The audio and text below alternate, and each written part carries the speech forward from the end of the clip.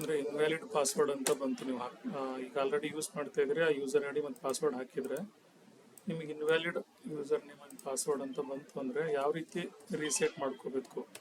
So ಅದನ್ನು reset ಇವಾಗ ನಿಮ್ಮ ಹಂತಲ್ಲೇ ಮಾಡಬೇಕಾಗತ್ತೆ, ಯಾಕಂದರೆ ಅದಕ್ಕೊಂದು OTP ಬರುತ್ತೆ ನಿಮ್ಮ ಮೊಬೈಲ್ ನಂಬರ್ಗೆ. ಸೊ ಅದಕ್ಕೋಸ್ಕರ ನಾನು ಇವಾಗ ಒಂದು 2 ಸಬ್ ಸೆಂಟ್ರ್ ನಿಮಗೆ ಮಾಡಿ ತೋರಿಸ್ತಾ ಇದ್ದೀನಿ. ಅದೇ ರೀತಿಲಿ ನೀವು ಮುಂದೆ ನಿಮ್ಮ ಸಬ್ ಸೆಂಟರ್ಗಳನ್ನೇ ನೀವೇ ರೀಸೆಟ್ ಮಾಡ್ಕೋಬೇಕು. ಸೊ ನಾನಿವಾಗ ಆಲ್ರೆಡಿ ಇರ್ತಕ್ಕಂಥ ಯೂಸರ್ ಐ ಡಿ ಪಾಸ್ವರ್ಡ್ ಹಾಕಿದ್ದೀನಿ, ಇನ್ವ್ಯಾಲಿಡ್ ಅಂತ ಬರ್ತಾ ಇದೆ. ಸೊ ಈ ರೀತಿ ನಿಮಗೆ ಎರರ್ ಬಂತು, invalid user name and password ಅಂತಂದರೆ ಅವಾಗ ಏನಿಲ್ಲ, ಫಾರ್ಗೆಟ್ ಪಾಸ್ವರ್ಡ್ ಮೇಲೆ ಕ್ಲಿಕ್ ಮಾಡಿ. ಇಲ್ಲಿ ಕೆಳಗಡೆ ಫಾರ್ಗೆಟ್ ಪಾಸ್ವರ್ಡ್ ಕಾಣಿಸ್ತಾ ಇದೆಯಾ? ಸೊ ಈ ಫಾರ್ಗೆಟ್ ಪಾಸ್ವರ್ಡ್ ಮೇಲೆ ಕ್ಲಿಕ್ ಮಾಡಬೇಕು. ಇಲ್ಲಿದೆ ನೋಡಿ ಕೆಳಗಡೆ. ಸೊ ಇದ್ರ ಮೇಲೆ ಕ್ಲಿಕ್ ಮಾಡಬೇಕು. ಸೊ ಅದು ಕ್ಲಿಕ್ ಮಾಡಿದ ನಂತರ ನೀವು ಅವಾಗ ಪಾಸ್ವರ್ಡನ್ನು ರೀಸೆಟ್ ಮಾಡ್ಕೋಬೋದು. ಅದು ಎಷ್ಟು ಸಲ ಬೇಕಾದರೂ ನೀವು ರೀಸೆಟ್ ಮಾಡ್ಕೋಬೋದು. ಯಾವಾಗ ಇನ್ವ್ಯಾಲಿಡ್ ಪಾಸ್ವರ್ಡ್ ಅಂತ ಬರುತ್ತೆ ಆ ಸಮಯದಲ್ಲಿ. ಆಮೇಲೆ ಫಾರ್ಗೆಟ್ ಪಾಸ್ವರ್ಡ್ ಮೇಲೆ ಕ್ಲಿಕ್ ಮಾಡ್ತೀನಿ.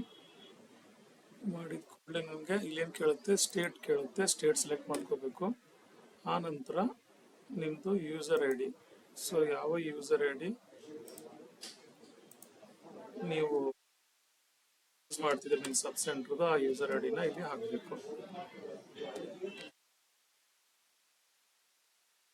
ಸ್ಟೇಟ್ ಒಂದು ಸೆಲೆಕ್ಟ್ ಮಾಡಿ ಆಮೇಲೆ user I D hockey submit ಕೊಟ್ಟರೆ ನಿಮ್ಮ ನಂಬರ್ಗೆ ಒಂದು OTP ಬರುತ್ತೆ. ಆ ಬಂದಿರತಕ್ಕಂಥ OTPನ ನೀವು ಅಲ್ಲಿ ಎಂಟ್ರಿ ಮಾಡಬೇಕಾಗುತ್ತೆ. ಸೊ ನಾನು ಇವಾಗ ಇದು ಎಡ್ಗ ಸಬ್ ಸೆಂಟ್ರದ ಸಿಸ್ಟಮ್ ಕಾಲ್ ಮಾಡ್ತೀನಿ. ಕಾಲ್ ಮಾಡಿ OTP ತೊಗೊಂಡು OTP ಹಾಕಿದ ಕೂಡಲೇ ನಮಗೆ ಪಾಸ್ವರ್ಡ್ನ ಚೇಂಜ್ ಮಾಡ್ಕೊಳ್ಳೋಕೆ ಕೇಳುತ್ತೆ. ಸೊ ಮೊದಲು ಹಾಗೆ ಇನ್ನು ಓಲ್ಡ್ ಪಾಸ್ವರ್ಡ್ ನ್ಯೂ ಪಾಸ್ವರ್ಡ್ ಕೇಳಲ್ಲ. ಇವಾಗ ನಾವು ಯಾವ್ದು ಪಾಸ್ವರ್ಡ್ ಇಟ್ಕೊಳ್ಬೇಕಂತ ಇದ್ದೀವಿ ನ್ಯೂ ಪಾಸ್ವರ್ಡು ಅದನ್ನು ಮಾತ್ರ ಕೇಳುತ್ತೆ.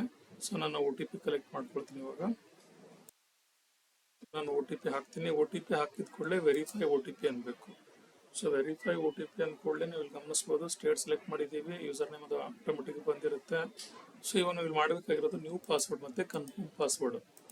ಇಲ್ಲಿ ಓಲ್ಡ್ ಪಾಸ್ವರ್ಡ್ ಕೇಳಲ್ಲ.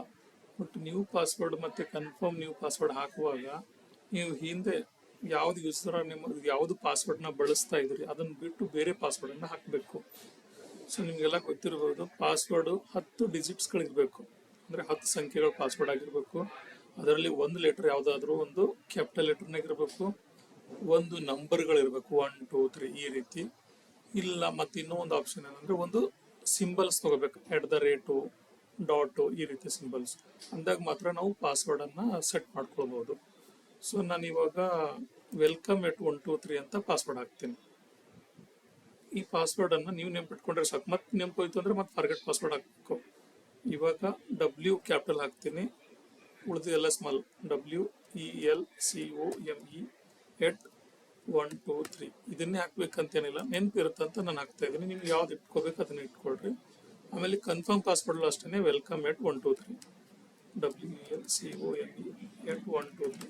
RCH ಪಾಸ್ವರ್ಡ್ ಏನಿತ್ತದ ಯಾಕೆ ಆಗ್ತಾ ಇಲ್ಲ ಅಂತಂದ್ರೆ ಈ ಹಿಂದೆ ನಾವು ಸುಮಾರು ಸಲ ಪಾಸ್ವರ್ಡ್ನ ಬಳಸಿರ್ತೀವಿ. ಸೊ ಹಂಗಾಗಿ ಅದು ತಗೊಳಂಗಿಲ್ಲ. ಸೊ ನಾನು ಇಲ್ಲಿ ಪಾಸ್ವರ್ಡ್ ನಾನು ಯಾವ್ದು ಹಾಕಿ ನಾನು ತೋರಿಸ್ತೀನಿ. ವೆಲ್ಕಮ್ @ 1 2 3 ಅನ್ನೋ ಪಾಸ್ವರ್ಡ್ನ ನಾನು ಹಾಕಿದ್ದೀನಿ. ಇವಾಗ ಅಲ್ಲಿ ಈ ರೀತಿ W ಕ್ಯಾಪಿಟಲ್ಲು, ಉಳಿದೆಲ್ಲ ಸ್ಮಾಲು, ಒಂದು ಸಿಂಬಲ್ @ 1 2 3. ಸೊ ಹಾಕ್ಬಿಟ್ಟು ಸಬ್ಮಿಟ್ ಕೊಟ್ಟೆ ಅಂತಂದರೆ ಆ ಸಬ್ ಸೆಂಟ್ರದ್ದು ಪಾಸ್ವರ್ಡ್ ಚೇಂಜ್ ಆಯಿತು. ಅವ್ರು ನೆಕ್ಸ್ಟ್ ಮುಂದೆ ಯಾವಾಗಾದರೂ ಬಳಸ್ತಾ ಇದ್ರು ಅಂತಂದರೆ ಆವಾಗ ಅವ್ರ ಯೂಸರ್ ನೇಮ್ ಜೊತೆ WELCOME @ 1 2 3 ಅಂತ ಹಾಕಿನೇ ಅವರು ಲಾಗಿನ್ ಮಾಡ್ಕೋಬೇಕಾಗುತ್ತೆ. ಇದಿಷ್ಟು ಪಾಸ್ವರ್ಡ್ನ ರೀಸೆಟ್ ಮಾಡ್ಕೊಳ್ಳೋದು. ಸೊ ಇದನ್ನು ಇನ್ನು ಮುಂದೆ ಎಲ್ಲರೂ ನೀವೇ ಪಾಸ್ವರ್ಡ್ನ ರೀಸೆಟ್ ಮಾಡ್ಕೊಳ್ಳಿ. Thank you.